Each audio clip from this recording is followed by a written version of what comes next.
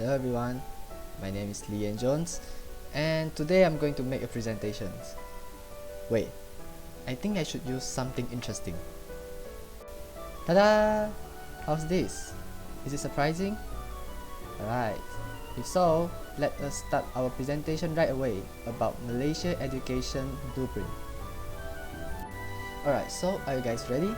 So there are three things we have to talk about today, which is the focus and action plan for the third wave, and aspiration of education and implications toward teachers. Alright, so the third wave is carried out by 2021 until 2025. So the purpose of this third wave is to move towards the excellence by increasing the operational flexibility. Okay, so what did the government do to let our education more moving towards to the excellence? Okay, so this is what they did. Okay, the first one is, of course, we are going to increase the standards of our English language and also Bahasa Melayu language. This is because Bahasa Melayu language is our country main language, and English is international language. Okay, besides that, our government has also provided more choices of additional language like Chinese, Tamil, and Iban, Kadazan, and more, so that every language can be learned regardless to race, ethnics. Secondly, since ICT is very common nowadays, therefore our government is starting to roll out all these ICT innovations and programs to increase the learning standards for students and also teachers. Like for example, Google Classroom and Google Meet are frequently used in class so that students and teachers can conduct their class anywhere at any time. And Google Forms and quizzes are used to give student quiz or examinations. Besides that, our education system is also cultivating a peer-led culture of professional excellence. Alright, so what does this mean? Okay, cultivating a peer-led culture means that teachers, principals, or even students are mentor among one another. So, which means that there are no sense of superiority, or teacher has all the knowledge and student has to listen to them entirely. They can learn from each other and they can share their information or best practices to one another. On top of that, our government is also trying to review and improve all school structure to make sure that every school is in optimized conditions. What does this mean?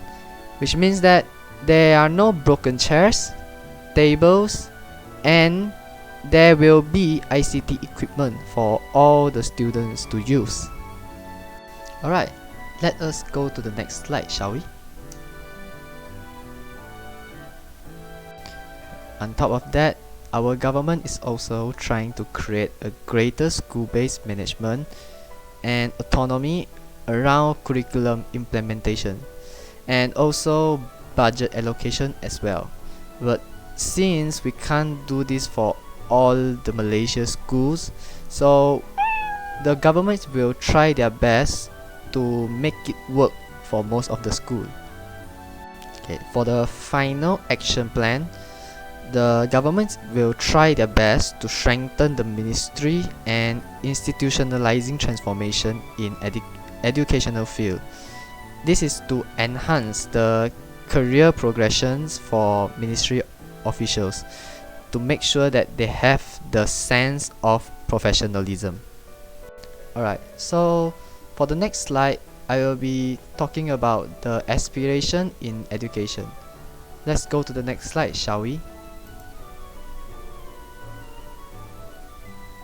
Alright, so for the aspirations in the Malaysia Education Blueprint, the government has 5 elements that they want to achieve, which are access, quality, equity, unity, and efficiency. Alright, so I will explain these 5 aspirations throughout one by one. Okay, the first one is access. So the Ministry of Education aspires to make sure that every child in Malaysia will have full enrollment of education. So which means that every child, regardless of race, religion, and gender, will finish their school level from preschool until upper secondary level entirely by year 2020, with no children being left out. Secondly is aspirations in terms of quality. Our Ministry of Education prioritize our country's education system to be in the top third of countries in international assessment within 15 years starting from year 2020. The standards of Malaysia education also can be measured by TIMSS and PISA or PISA to ensure that our education system is comparable to the international education system. For the next aspirations will be equity. So as you guys knows that equity is kind of similar to equivalence or equality. So there's no doubt that Ministry of Education is trying their best to reduce the achievement gaps by 50% by 2020 to make sure that everyone is equal. And besides that, gapping issues such as rural and urban infrastructure, social economy among citizens, and the educational level between gender are also included in this aspiration to make sure that there are no obstacles that can stop every child from learning. Alright, for the fourth aspirations in our education is unity. So it is a common knowledge that Malaysia is considered as a multiracial country.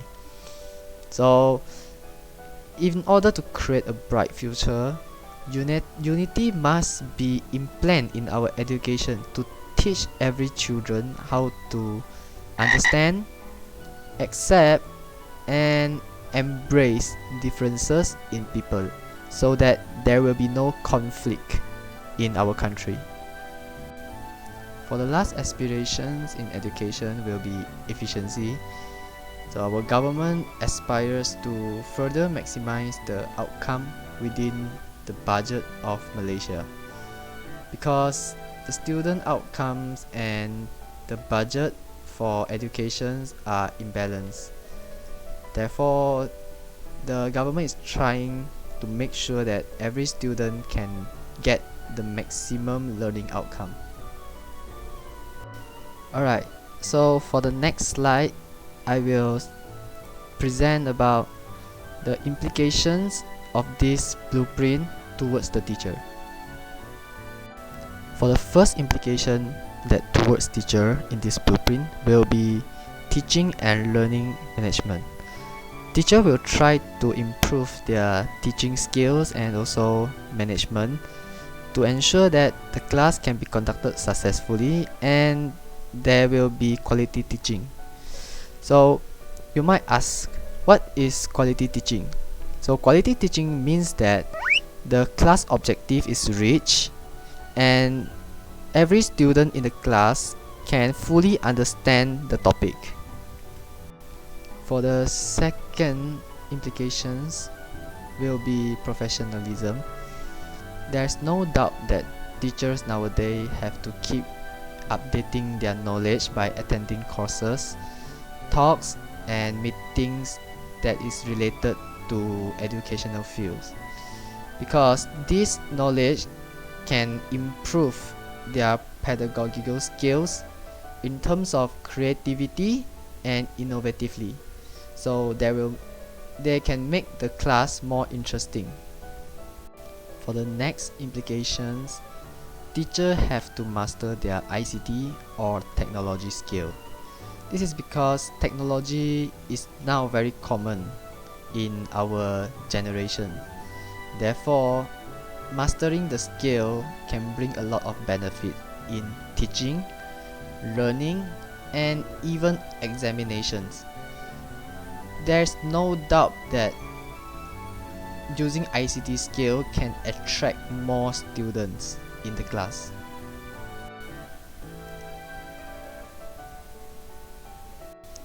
By realizing this blueprint, I can assure you that many insightful teachers will be produced. And when there is insightful teacher, there will also be high quality students. Why?